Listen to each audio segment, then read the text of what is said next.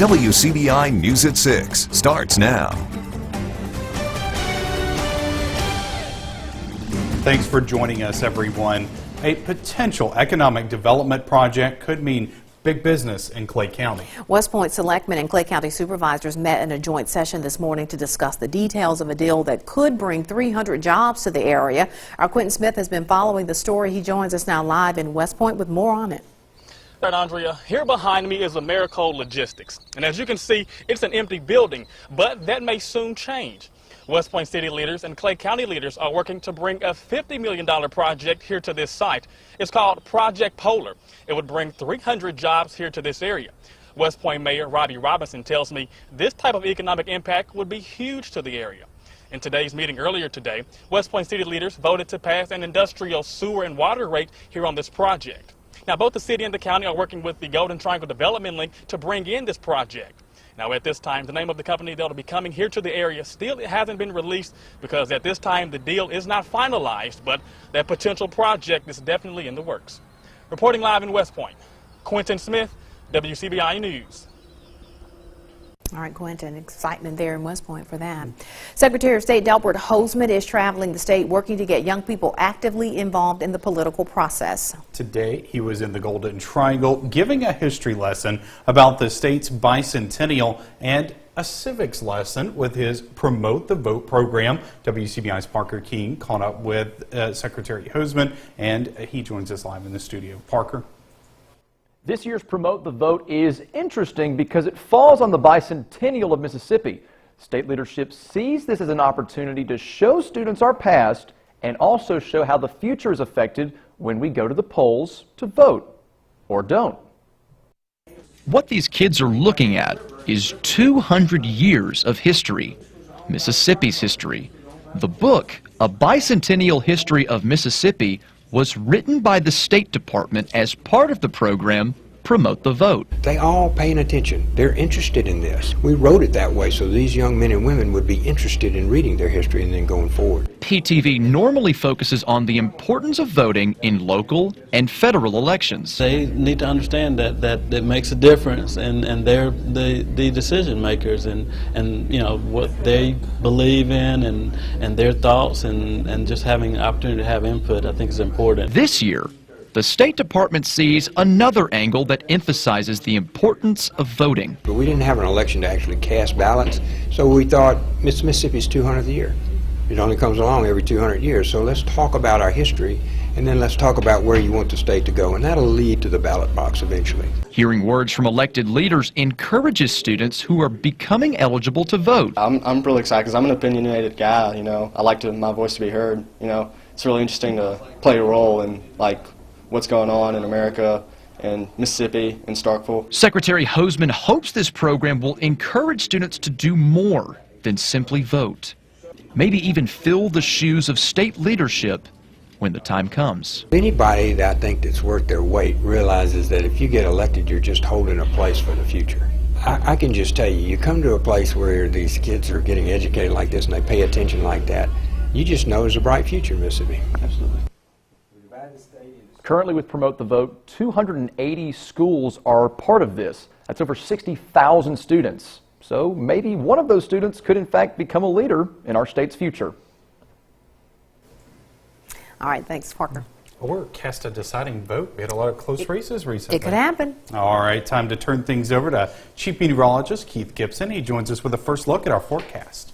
Hey, I'm voting for a great sunset. Oh, hey, look at that. We got it. All right, pretty nice sunset in Columbus right now. Our Alpha Insurance camera. Those showers now on the way out. Some lingering clouds, yes. It's still warm and muggy out there. Temperatures in the upper 70s and low and mid 80s, but there's a cold front not too far away. It's moving through metro Memphis right now, and that will usher in some cooler and drier air for the middle of the week. But this evening, fairly dry. We are set in the 70s here, warm and sticky, and down into the 60s tonight. Some of you could actually dip into the upper 50s, a sign of things to come. The full forecast in just a few minutes. A Verona couple is arrested for allegedly stealing from a business and a home in Monroe County. Jamie Pace and Gina Smith are accused of taking from an auto parts store from business in Monroe County and then helping themselves to some tractor parts at a house in the county. Pace is charged with grand and petty larceny, while Smith was charged with just petty larceny. The two are still awaiting bond. What started as an attempted traffic stop led to chaos at a busy Columbus intersection, ending with one man in jail. Lowndes County deputies say they were trying to pull over R.B. Green for careless driving. The Nissan Rogue he was behind the wheel in got caught at the red light at 18th Avenue and 5th Street North. Deputies say Green refused to cooperate and began yelling and screaming at officers. Green eventually opened the door, and deputies say he was reaching for what they believe was a pistol that was found in the front seat. Green was booked into the Lowndes County Detention Center facing several charges, including disorderly conduct, resisting arrest, and possession of marijuana. Deputies say there was also a child in the car at the time and has since been released to the mother. A 26-year-old man is sentenced to life in prison for the role he played in a capital murder case. An Alcorn County jury convicted Micah Bostic in the 2016 murder of Chris Ledlow. Prosecutors say Bostic and 17-year-old Brooklyn Traylor attempted to rob Ledlow at the MAPCO on Highway 72 in Corinth. Ledlow was shot multiple times. Security footage shows Bostic being the lookout and telling Traylor he was standing too far back with the gun. Prosecutors say DNA evidence from a blue hoodie placed Bostic at the scene. His trial lasted more than a week. Traylor entered a guilty plea back in June of last year and is serving a life sentence for murder and 40 years for attempted robbery. Well, jurors can make or break a case for attorneys. That's why some lawyers hold jury research groups to understand exactly how potential jurors react to cases. Yeah, these groups help legal experts decide which direction they should steer their case. Our Jory Talley joins us live in Lowndes County with more. Once a case heads through this door, makes its way inside a courtroom, the fate of it remains in the hands of the jurors. A couple of Columbus attorneys have been using jury research panels for the last 5 years to help understand what that fate might be in trials. A jury research panel allows attorneys to get an inside look into what a jury room might sound like once deliberation starts. The groups allow attorneys to see the way different pieces of evidence affect different people. Some jurors will think one direction, other jurors will think other direction. We will give them a piece of evidence to consider, and some of them will say that Martians came down and landed and put it there, and some of them will say that, get closer to what actually happened. Say the jurors are looking at evidence in a slip and fall case. Trial attorney David Owen says he'll pay attention to the experimental jurors' emotions, what makes them tick, and their different viewpoints. 9-month pregnant lady falls and nukes on a slippery mat. Does that upset somebody? Does it not? How does that video look? Could there have been a better video, et cetera, et cetera? A random mix of people from the community are picked for the study groups. Typically, we do cases that are in other areas, and they may do cases, other attorneys around the state may do cases for us. And that way, we never have concerns about our jury pool being tainted with people. The research panels give lawyers an early sense on what kind of jury they need in order to win their case. By the day you get to trial, you want to already know who you want on that jury, and you want to know why you want them there, so that you have a clear mind going into that jury selection process for who you're looking for and what you think is going to resonate with them. And this is all designed to help in that. Owen says not every attorney uses jury research panels, but say they help in a big way. Reporting live at the Lowndes County Courthouse, Jory Talley, WCBI News. Two Columbus drivers escaped serious injury this morning on Military Road. A Honda Civic and an Accord collided in a sharp curve near Co-op Road. The road was blocked as crews worked to clear the scene. Columbus police, along with fire and rescue, responded. A City of Columbus spokesman says there were only minor injuries reported. CPD is investigating the crash. There were a number of accidents on wet Columbus roads today. This crash happened near Main and 24th Streets. A tow truck and a car collided. There was damage to the car's driver's side. No major injuries were reported. Columbus police also investigating that crash. Building and buying are booming in one sector of the economy. We take a look at the housing market when we come back. WCBI News at 6 with Andrea Self and Joey Barnes. Welcome back. Mississippi's real estate market is on the upswing with rising home values and new construction. Yeah, those trends are good news for hundreds of professionals meeting in Tupelo for an annual conference. WCBI's Allie Martin has more.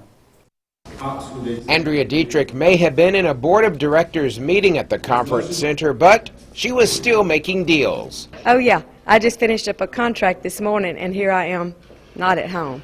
But in the old days, you couldn't do that. The Oxford-based broker is one of 400 professionals attending the annual convention for the Mississippi Association of Realtors. Over the next 3 days, realtors can get all of their continuing education credits, network with others from across the state, hear from coaches in the industry, and find out how MAR leaders have been working with state lawmakers. We were able to get a law passed for a first-time homebuyer savings account this year. What this does is it provides people a tax deduction, a state tax deduction of up to $2,500 for single people and $5,000 for couples. They're able to put this into a designated savings account for first-time homebuyers. And they're able to use that money for down payment and closing costs. The floor of the Bancorp South Arena has been turned into an exhibit hall. In between their business, real estate professionals can visit a variety of companies, including home warranty companies, sign manufacturers, lenders, and there's even one firm that specializes in gifts once the deal is done. We're the company that sends the customer the gift after the sale. But we recently have gotten into the real estate market. We can do closing gifts for your customers and just to let them know that you appreciate their business and to also get referrals. Mississippi's real estate market is the strongest in recent years. Professionals say the momentum should continue as long as interest rates remain low, new construction continues, and tax deductions for mortgage interest payments are kept in place. In Tupelo, I'm Allie Martin, WCBI News. New officers will also be installed during the annual conference. It doesn't look like much, but this little line right there, that little light green line, is a cold front in Metro Memphis is coming our way. It will be cooler and drier tomorrow. The details are next.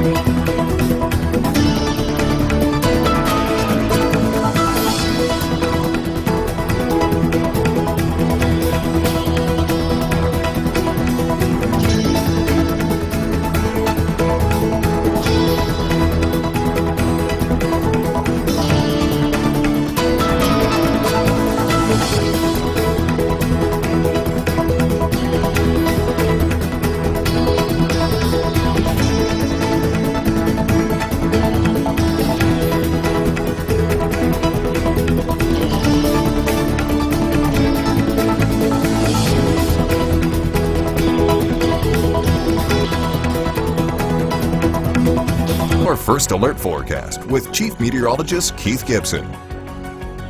Fast-moving clouds and showers today. Our Alpha Insurance time-lapse from Vernon, Alabama shows those clouds and showers moving on through. Some pretty good downpours associated with the activity here on our Tuesday, but that is really on the way out. Pretty dry across our viewing area right now. You can see those showers in north central Alabama. We did squeeze out several inches of rain in some spots in the region. One pocket up there towards Memphis. Very heavy rainfall across parts of west Alabama.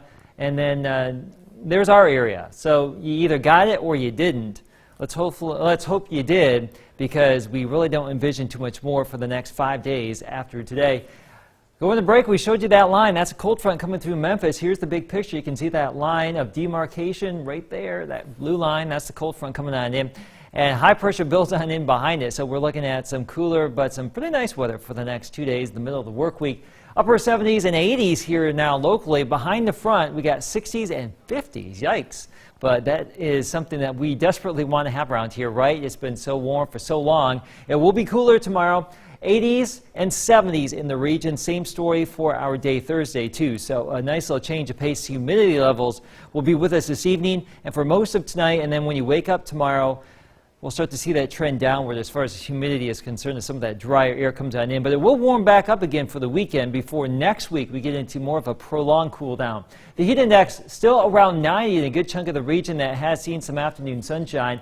70s and 80s currently down into the 60s in most spots tonight. Could be some patchy fog out there. And our northwestern areas, Oxford down to Corinth, maybe Grenada, upper 50s later tonight. But from Tupelo southeast, we're probably more in the way of 60s and still around 70 in southeastern Pickens County tonight. Here's our planner for Wednesday, upper 60s or mid 60s at 8 o'clock. And by the afternoon, 70s and 80s. It really depends on where you live. If you live north of the Golden Triangle area, you may stay in the upper 70s, but down in the Golden Triangle area and points south and east, perhaps the low to mid 80s. So a little bit different, a change of pace here for our day tomorrow. High pressure comes on in, and that will keep us dry for Wednesday, Thursday, Friday, Saturday, and Sunday. Another front back to the northwest that will come on in here sometime late Sunday and Monday. And behind it, we're looking at some cooler weather, more widespread, and it could linger for a while, more fall-like air. We're back into the mid-70s, it looks like, early next week. So some pretty warm air for the next 7 days, but check out the weekend.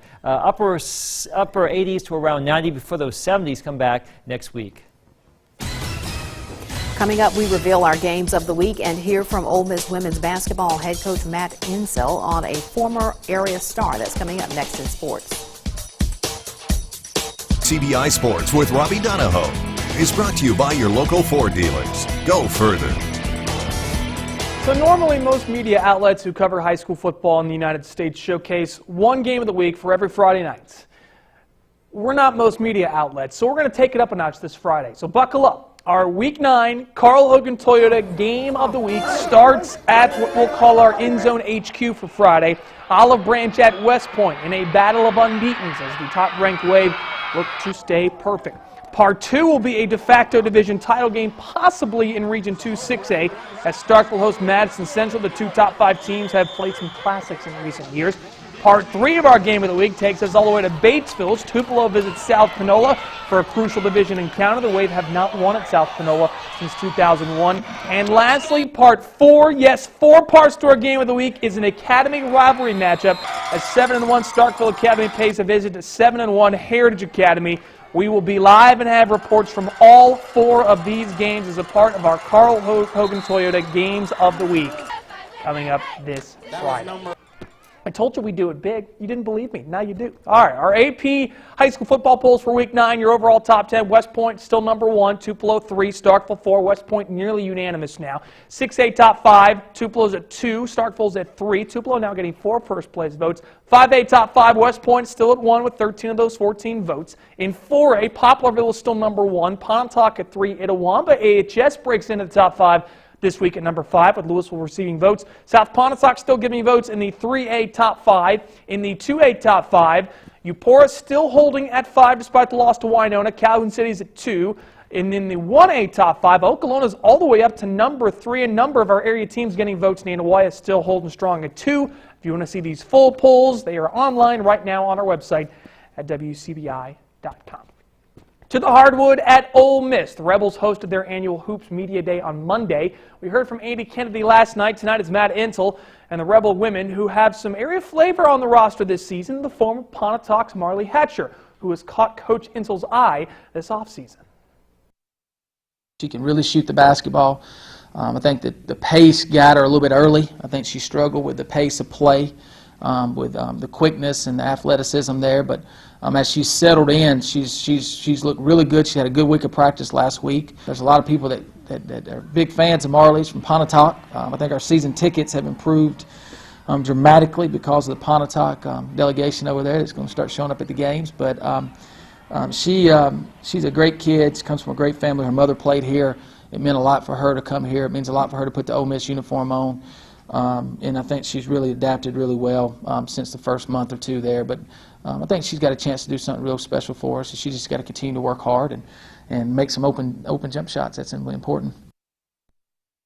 Yeah, she can stroke it, so she'll be asked to do that quite a lot this year for Ole Miss. Coming up Friday, by the way, if you're not a football fan, Maroon Madness and Dunk Retreat will be at Oxford, and then Maroon Madness obviously in Starkville, sort of kicking off the start of the college basketball season, because the official tip-off is not until for another 3 to 4 weeks, but still teams are practicing, getting ready for the season. So if you like some hoops, or if you want to get out early from your high school basketball or high school football games, you got basketball to look forward to at the Hump and at the Convention. Those are always fun events, too. Oh, yeah, always a blast. You get dunk contests, three-point shootouts, sometimes some fun guests involved. Awesome. So, All right. Thanks so much, Robbie. We'll be right back.